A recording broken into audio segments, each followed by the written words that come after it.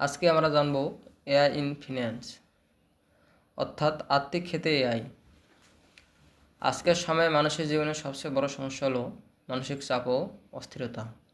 কাজের চাপ, পারিবারিক সমস্যা, অর্থনৈতিক দুশ্চিন্তা সব মিলিয়ে মানুষের মন সবসময় শান্ত থাকে না। এআই এখানে একটি সহানুভূতিশীল সহকারী হিসেবে কাজ করতে পারে। এআই পাওয়ার্ড অ্যাপস বা চ্যাটবট মানুষের কথা শুনে তাদের অনুভূতি বিশ্লেষণ করে বুঝতে পারে মানুষ কেমন অনুভব করছে। এরপর এআই শান্ত হওয়ার জন্য ব্রিথিং এক্সারসাইজ, পজিটিভ থিঙ্কিং বা কলমিং সাজেশন দেয়। এতে মানুষের একা মনে করে না, মন ধীরে ধীরে স্থির হয় আর আর্থিক শান্তি ফিরে আসে। আত্ম উপলব্ধি ও নিজেকে বোঝার ক্ষমতা। আর্থিক উন্নতির প্রথম ধাপ হলো নিজেকে বোঝা, কিন্তু বাস্তবে আমরা অনেক সময় বুঝতে পারি না। আমরা কেন রাগ করি, কেন মন খারাপ হয়, কেন বারবার নেতিবাচক চিন্তা আসে। এআই আমাদের কথাবার্তা, লেখালেখি, দৈনন্দিন অভ্যাস বিশ্লেষণ করে এই বিষয়গুলো ধরতে পারে। এআই দেখাতে পারে আমরা কোন পরিস্থিতিতে বেশি অস্থির হই বা কোন সময়ে শান্ত থাকি।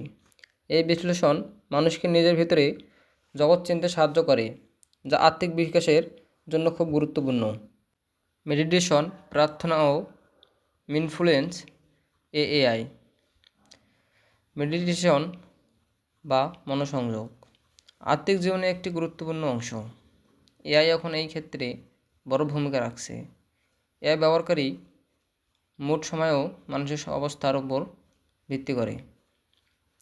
কোন মেডিটেশন দরকার, কতক্ষণ করা উচিত, কোন ধরনের শব্দ বা কণ্ঠ উপকারী, এসব ঠিক করে দিতে পারে। এর ফলে মেডিটেশন আরও কার্যকর হয়, মন ধীরে ধীরে শান্ত ও ভারসাম্যপূর্ণ হয়। একাকিত্ব দূর করা ও এআই কম্পানিয়ন। অনেক মানুষ আছে যারা একা থাকে, কথা বলার কেউ নেই, মনের কথা শোনার মানুষ খুঁজে পায় না। এই জায়গায় এআই কম্পানিয়ন বা ভার্চুয়াল অ্যাসিস্ট্যান্ট মানুষের সাথে দাঁড়াতে পারে। এআই কথা বলে, প্রশ্ন করে, সাহস দেয়, ইতিবাচক চিন্তা তৈরি করে। এতে মানুষ মানসিকভাবে হালকা অনুভব করে এবং আর্থিকভাবে শক্ত হতে পারে। নৈতিকতা, বিবেক ও আর্থিক সিদ্ধান্তে এআই। এর সীমা। এআই আমাদের সামনে বিভিন্ন সম্ভাব্য পথ দেখাতে পারে। কোন সিদ্ধান্তকে কী ভালো বা খারাপ প্রভাব পড়তে পারে তা বিশ্লেষণ করে দিতে পারে।